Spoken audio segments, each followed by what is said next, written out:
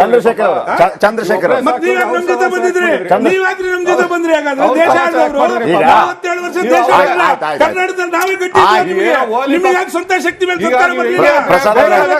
ಜಾಸ್ತಿ ಕೊಟ್ಟಿದ್ದೀನಿ ಜಾಸ್ತಿ ಕೊಟ್ಟಿದ್ದೀನಿ ಮಾತಾಡಲಿಕ್ಕೆ ನಿಮ್ಗೆ ಜಾಸ್ತಿ ಕೊಟ್ಟಿದ್ದೀನಿ ಅವ್ರದ್ದು ಯಾವತ್ತು ಕಂಪ್ಲೇಂಟ್ ಇರುತ್ತೆ ಇವತ್ತಾದ್ರೂ ನಾನು ಅವರಿಗೆ ಫುಲ್ ಅವಕಾಶ ಕೊಟ್ಟಿದ್ದೀನಿ ಮಾತಾಡೋದಕ್ಕೆ.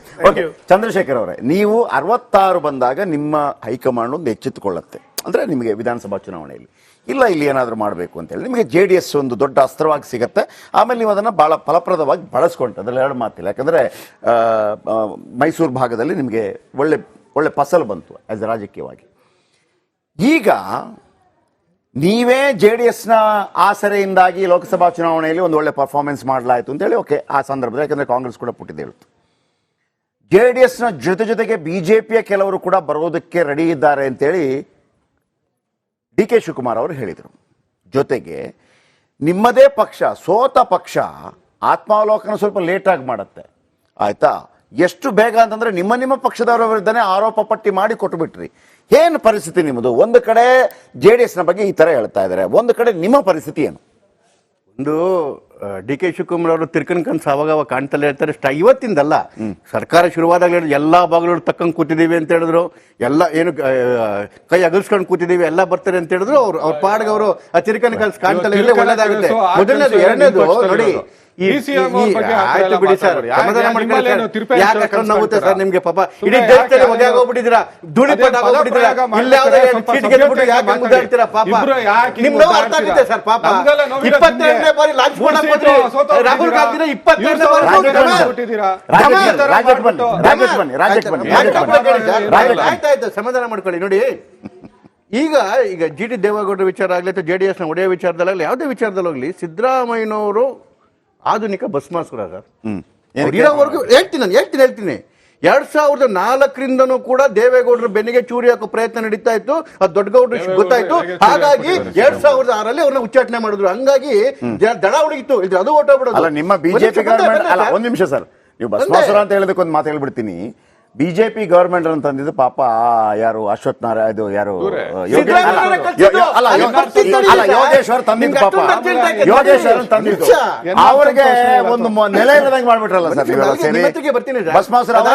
ಅದಾದ್ಮೇಲೆ ಕಾಂಗ್ರೆಸ್ಗೆ ಹೋದ್ರು. ಕಾಂಗ್ರೆಸ್ಗೆ ಹೋದ್ಮೇಲೆ 2008ರಲ್ಲಿ ವಿರೋಧ ಪಕ್ಷದ ಸ್ಥಾನ ಬೇಕಾಗಿತ್ತು. ವಿರೋಧ ಪಕ್ಷದ ಅಧಿಕೃತ ವಿರೋಧ ಪಕ್ಷದ ನಾಯಕ ಆಗ್ಬೇಕಾಗಿದ್ದು ಮಲ್ಲಿಕಾರ್ಜುನ್ ಖರ್ಗೆ.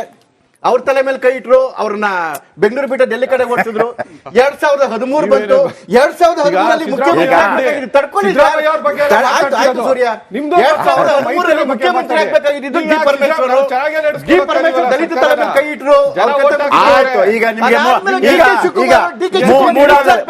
ಮೂಡಾದಲ್ಲಿ ಸಿದ್ದರಾಮಯ್ಯ 2018ರಲ್ಲಿ JDS ಮತ್ತೆ ಕಾಂಗ್ರೆಸ್ ಮೈತ್ರಿ ಆದಾಗ ಇದೇ ದೇವೇಗೌಡ ಹೇಳಿದ್ರು ಮಲ್ಲಿಕಾರ್ಜುನ್ ಖರ್ಗೆ ಅವರು ಮುಖ್ಯಮಂತ್ರಿ ಆಗಬೇಕು ಅಂತ ಹೇಳಿ. ಇವರಾಗ್ಲಿ ಸಿದ್ದರಾಮಯ್ಯವರು ಮಲ್ಲಿಕಾರ್ಜುನ್ ತಲೆ ಮೇಲೆ ಇದಾದ್ಮೇಲೆ 15 ಜನ ನಮ್ಮ ಹತ್ರ ಕಳಿಸಿದ್ರು. ಬಿಜೆಪಿ ಅವ್ರ ಆಪರೇಷನ್ ಕಮಲ ಅಲ್ಲ, ಅದು ಆಪರೇಷನ್ ಸಿದ್ದು. ಕುಮಾರಸ್ವಾಮಿ ಅವ್ರ ತಲೆ ಮೇಲೆ ಕೈ ಇಡೋದಕ್ಕೆ ಅವರ ಆಪ್ತರ ಯಾರ್ಯಾರು ಬಂದಿರೋದು? ಯಾರ್ಯಾರ ಬಂದಿರೋದು? ಸಿದ್ದುವಿನ ಆಪ್ತ ಒಳಗ, ಪರಮಾಪ್ತ ಒಳಗ ಅದ್ರ ಆಡಿಯೋ ಕ್ಯಾಸೆಟ್ ಬಂತಲ್ಲ, ಎಲ್ಲಿಂದ? ಧರ್ಮಸ್ಥಳದಿಂದ, ಶಾಂತಿವನದಿಂದ ಏನೋ ಸೃಜನೆ ಮಾಡಿದ್ದು ಇವರು. ಸರ್ಕಾರ ತಲೆ ಮೇಲೆ ಕೈ ಇಟ್ಕೊಂಡ್ರೆ ಇವ್ರಿಗೆ ತಲೆ ಮೇಲೆ ಕೈ ಇಡ್ತಾರೆ ಹೆಂಗೆ ಅವರು? ಬಿಜೆಪಿ ಬಿಜೆಪಿ ತಲೆ ಮೇಲೆ ಕೈ ಇಡ್ತಾರೆ ಅವರೆಲ್ಲ ಅಂತವ್ರು. ಇನ್ನೂ 100 ಜನ ಎತ್ತು ಬಂದ್ರು ಬಿಜೆಪಿ. ಸುಭಾಷ್ 66 ಸೀಟ್ ಬಿಜೆಪಿಗೆ ಬಂದ ನಂತರ ಬಿಜೆಪಿ ಎಚ್ಚೆತ್ತುಕೊಳ್ಳುತ್ತೆ. ಹಳೆ ಮೈಸೂರು ಭಾಗದಲ್ಲಿ DK ಶಿವಕುಮಾರ್ ಅವರಿಗೆ ಹೆಚ್ಚಿನ ಪ್ರಾಶಸ್ತ್ಯ ಸಿಕ್ತು ಅನ್ನೋ ಕಾರಣಕ್ಕಾಗಿ ಮೈತ್ರಿ ಮಾಡಿಕೊಂಡ್ರು. ಪರವಾಗಿಲ್ಲ, ಅವರ ಲೋಕಸಭಾ ಚುನಾವಣೆಯಲ್ಲಿ ಅವರ ಕ್ಯಾಲ್ಕುಲೇಷನ್ ಕರೆಕ್ಟ್ ಆಗಿತ್ತು. ಈಗ ಒಂದು ವಿಚಾರಕ್ಕೆ ಬನ್ನಿ. ಯಡಿಯೂರಪ್ಪನವರು ಸಕ್ರಿಯ ರಾಜಕಾರಣದಲ್ಲಿ ಇಲ್ಲ. ಅವರು ಸಕ್ರಿಯ ರಾಜಕಾರಣ ಚುನಾವಣಾ ರಾಜಕೀಯದಲ್ಲಿ ಇಲ್ಲ. ಅವರ ಮಗ ಇದ್ದಾರೆ. ಮತ್ತೊಂದು ಕಡೆ ಬಸವನಗೌಡ ಪಾಟೀಲ್ ಯತ್ನಾಳ್ ಅವರು ನೇರವಾಗಿ ಆರೋಪ ಪಟ್ಟಿಯನ್ನು ರೆಡಿ ಮಾಡಿದ್ರು. 66 ಸೀಟ್ ಇದೆಯಲ್ಲ, ಬಹಳ ದಿನಗಳಂದ್ರೆ ಈಗ ಅಷ್ಟು ಬರೋದಿಲ್ಲ ಅನ್ಸುತ್ತೆ. 66 ಒಂದು ಕಡಿಮೆ ಆಯ್ತು. ಓಕೆ, ಒಂದು ಕಡೆ ಶಿಗ್ಗಾಂವಿದೊಂದು ಕಡಿಮೆ ಆಯ್ತು.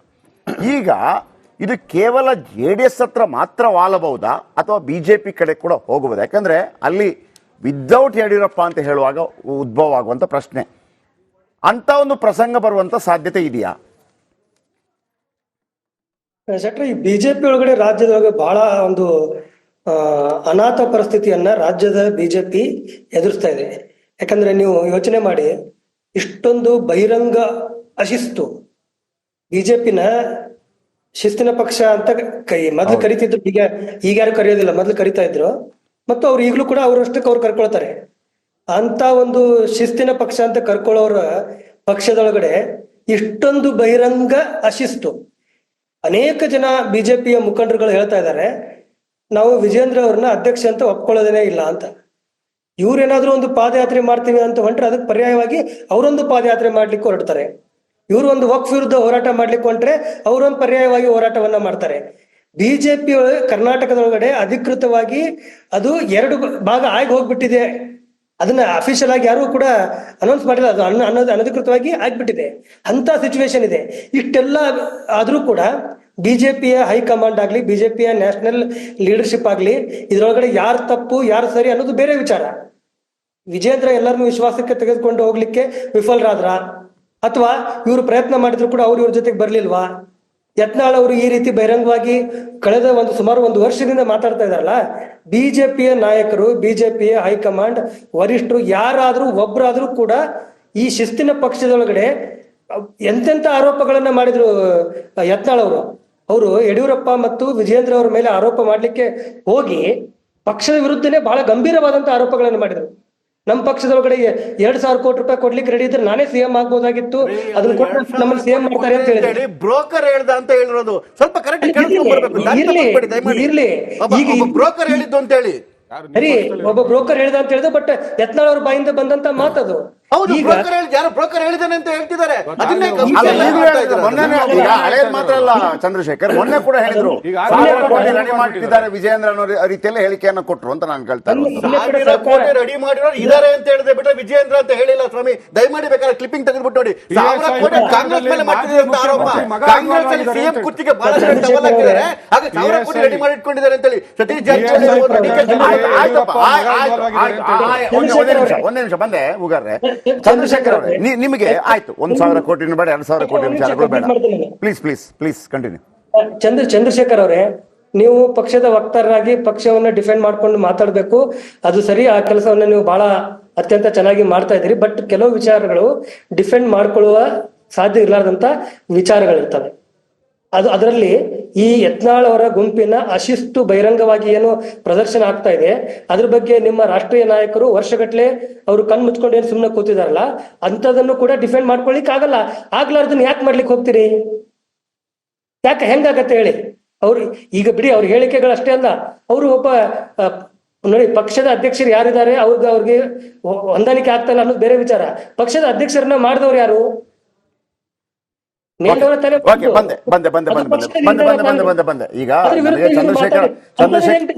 ಚಂದ್ರಶೇಖರ್ ಅವ್ರ ಹತ್ರ ಕೂಡ ಕೇಳಲಿಕ್ಕಿದೆ, ಒಂದು ವೇಳೆ ಆ ಯಾವುದೇ ಹೇಳಿಕೆ ಅಲ್ಲದು ಬ್ರೇಕ್ ಆದ ನಂತರ ಯಾವುದೇ ಹೇಳಿಕೆ ಅಲ್ಲದಿದ್ರು ಕೂಡ ಯತ್ನಾಳ್ ಅವರನ್ನ ಕರೆಸಿ ಒಂದು ಮಾತನಾಡುವ ಈ ಹೇಳಿಕೆಯನ್ನು ಕೊಡಬೇಡಿ ಅನ್ನುವಂಥ ಮಾತುಗಳು ಬರಲೇ ಇಲ್ಲ. ನಂಬರ್ 1. ಹಾಗಿದ್ರೆ ಅವರು ಕಾಯ್ತಾ ಇದ್ರ ಬಿಜೆಪಿ ಸೋಲ್ಲಿ ಅಂತೇಳಿ ಕಾಯ್ತಾ ಇದ್ರ? ನಂಬರ್ 1. ಎರಡನೇದಾಗಿ ನನಗೆ ನಾಗೇಂದ್ರ ಪ್ರಸಾದ್ ಅವ್ರ ಹತ್ರ ಕೇಳಲಿಕ್ಕಿರುವಂಥದ್ದು, ನನಗೆ ಬಂದಿರುವಂಥ ಮಾಹಿತಿ ಪ್ರಕಾರ ಅದು ಕುಮಾರಸ್ವಾಮಿ ಅವರ ಮನದಲ್ಲಿದೆ, ಗೊತ್ತಿಲ್ಲ ಅವ್ರು ಪ್ರೆಸ್ ಮೀಟ್ ಮಾಡಿ ಹೇಳ್ತಾರ ಇಲ್ವೋ ಅಂತೇಳಿ ಗೊತ್ತಿಲ್ಲ.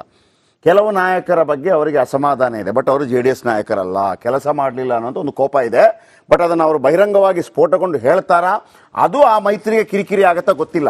ಈ ಸೋಲು ಒಂದು ಕಡೆ JDSನ ಶಾಸಕರನ್ನ ಸೆಳೆಯತ್ತಾ ಅಥವಾ ಈ ಮೈತ್ರಿ ಮುರಿದು ಬೀಳತ್ತಾ? ಈ ನಡುವೆ ಸಿದ್ದರಾಮಯ್ಯನವರ ವಿರುದ್ಧ ಬುಡಾಸ್ತ್ರ ಏನಿದೆ ಅದು ಸ್ಟ್ರಾಂಗ್ ಆಗಿ ಹೋಗುತ್ತಾ, ಅಥವಾ ನನ್ನನ್ನು ಮುಟ್ಟಿದ್ರೆ ಜಾಗ್ರತೆ ಅನ್ನುವಂಥ ಒಂದು ಹೇಳಿಕೆಯನ್ನು ಕೊಟ್ರಲ್ಲ, ಸ್ವಲ್ಪ ಇಡೀ ತಣ್ಣಗಾಗತ್ತಾ? ಎಲ್ಲ ಪ್ರಶ್ನೆಗಳು ಉದ್ಭವ ಆಗುತ್ತೆ.